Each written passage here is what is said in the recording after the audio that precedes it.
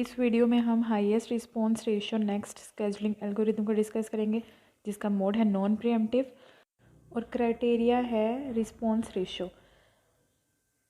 Response ratio हम उस process की उन प्रोसेसेस की कैलकुलेट करेंगे जो कि कंपटीशन में आ रहे होंगे।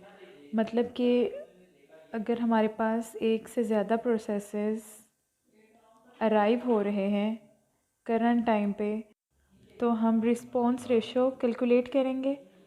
जिस प्रोसेस की रिस्पॉन्स रेशियो हाईएस्ट होगी उस प्रोसेस को हम चूज़ करेंगे रनिंग स्टेट के लिए। तो इसका फार्मूला हमारे पास है करंट टाइम। ये वो टाइम है जब सीपीयू वेट कर रहा होगा कि अब नेक्स्ट कौन सा प्रोसेस आएगा। इसमें से करेंगे arrival time plus service time divided by service time. तो अब हम इसका गैंट चार्ट ड्रा कर लेते हैं। गैंट चार्ट हम 0 से स्टार्ट करेंगे, 0 से 1। अब 1 पे हमारे पास P1 क्योंकि अराइव हुआ है, 0 से 1 तक हमारे पास कोई प्रोसेस नहीं है, तो इस टाइम पे CPU आइडल रहेगा।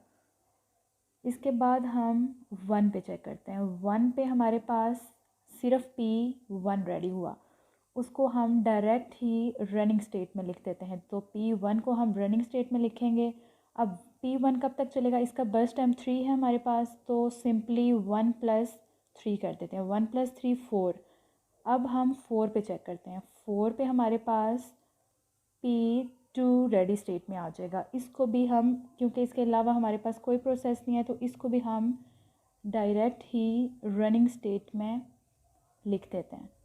अब P2 हमारे पास कब तक चलेगा, अब P2 का बर्स्ट टाइम हमारे पास 6 है, तो 4 + 6 10 हमारे पास आ जाएगा।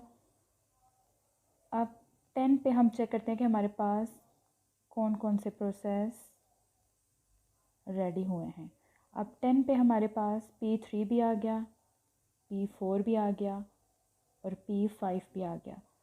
तो हमारे पास P3, P4 और P5 रेडी क्यू में आ जाएंगे। अब CPU को डिसाइड करना है कि इनमें से कौन सा प्रोसेस रनिंग स्टेट में लेके आएगा। तो इसके लिए रिस्पॉन्स रेशियो कैलकुलेट करेंगे और जिसकी रिस्पॉन्स रेशियो हाईएस्ट होगी उसे रनिंग स्टेट में लेके आएंगे। P3, P4 और P5 की रिस्पॉन्स रेशियो कैलकुलेट करेंगे। P3 की रिस्पॉन्स रेशियो कैलकुलेट करने के लिए waiting time, current waiting time minus arrival time plus service time divided by service time. अब P3 का करंट वेटिंग टाइम 10 है, तो 10 माइनस, यहाँ P3 की जगह मैंने P1 लिख दिया, तो इसको करेक्ट कर लेते हैं, यहाँ P3 होगा। तो 10 माइनस इसका अराइवल टाइम इसका 5 है, तो 10 - 5 plus service time. Service time क्या है, जो हमारा बर्स्ट टाइम है। P3 का बर्स्ट टाइम 8 है, तो प्लस 8 डिवाइडेड बाय 8। इसको हम कैलकुलेट कर लेते हैं। 10 - 5, 5 + 8 13, 13 divided by 8 is equal to 1.625 आ जाएगा। इसी तरह P4 का रिस्पॉन्स रेशियो कैलकुलेट करेंगे। P4 की रिस्पॉन्स रेशियो के लिए वही करंट टाइम 10 माइनस इसका अराइवल टाइम। इसका अराइवल टाइम 7 है, तो 10 - 7 प्लस इसका बर्स्ट टाइम। इसका बर्स्ट टाइम 4 है, तो प्लस 4 डिवाइडेड बाय 4। इसको हम कैलकुलेट कर लेंगे। 10 - 7 3, 3 + 4 7 divided by 4 is equal to, यह आ जाएगा हमारे पास 1.75। इसी तरह हम P5 की रिस्पॉन्स रेशियो कैलकुलेट करेंगे। इसमें भी करंट टाइम हमारे पास 10 है, तो 10 माइनस इसका अराइवल टाइम 8, 10 - 8 प्लस इसका बर्स्ट टाइम 5 है, तो प्लस 5 डिवाइडेड बाय 5। अब 10 minus 8 2, 2 plus 5 7, 7 divided by 5 is equal to, यह आ जाएगा हमारे पास 1.4। अब इन तीनों रिस्पॉन्स रेशो में से हाईएस्ट रिस्पॉन्स रेशो हमारे पास कौन सी है? 1.75, जो कि P4 की है। तो P4 को हम रेडी स्टेट में से निकाल के रनिंग स्टेट में ले आएंगे। अब P4 कहाँ तक चलेगा? P4 का बर्स्ट टाइम हमारे पास 4 है, तो 10 प्लस 4 ये 14 आ जाएगा। अब 14 पे हमने चेक करना है कि हमारे पास कितने प्रोसेस इस टाइम पे अराइव हुए। तो हमारे पास रेडी स्टेट में वही P3 और P5 रेडी स्टेट में हैं। उन्हीं में से हम डिसाइड करेंगे कि कौन सा रनिंग स्टेट में आएगा। तो इसके लिए दोबारा रिस्पॉन्स रेशो कैलकुलेट करेंगे P3 की और P5 की। तो सबसे पहले हम P3 की रिस्पॉन्स रेशो कैलकुलेट करते हैं।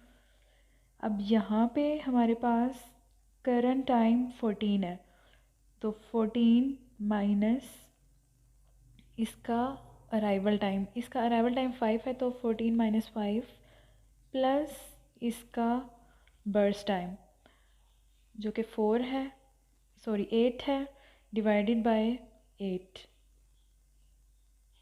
इसको हम कैलकुलेट कर लेते हैं। 14 minus 5 9 plus 8 17 by 8 is equal to 2.125। अब हम P5 की रिस्पॉन्स रेशो कैलकुलेट करेंगे। तो इसका भी करंट टाइम 14 है, 14 माइनस इसका arrival time 8 plus burst time 5 divided by 5।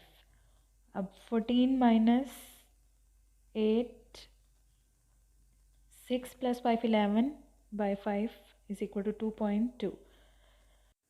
Now इनमें से हम चेक करेंगे कि रिस्पॉन्स रेशो हाईएस्ट P5 की है, तो P5 रेडी क्यू में से निकल कर रनिंग क्यू में आ जाएगा और इसका बर्स्ट टाइम 5 है, तो ये 5 तक चलेगा, तो 14 प्लस 5 19।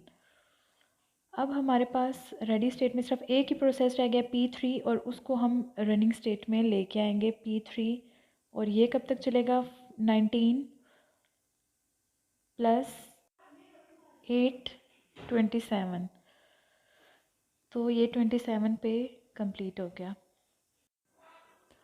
अब इन सब का कंप्लीशन टाइम कैलकुलेट कर लेते हैं, जो कि ऑलरेडी यहाँ पे कैलकुलेट किया हुआ है।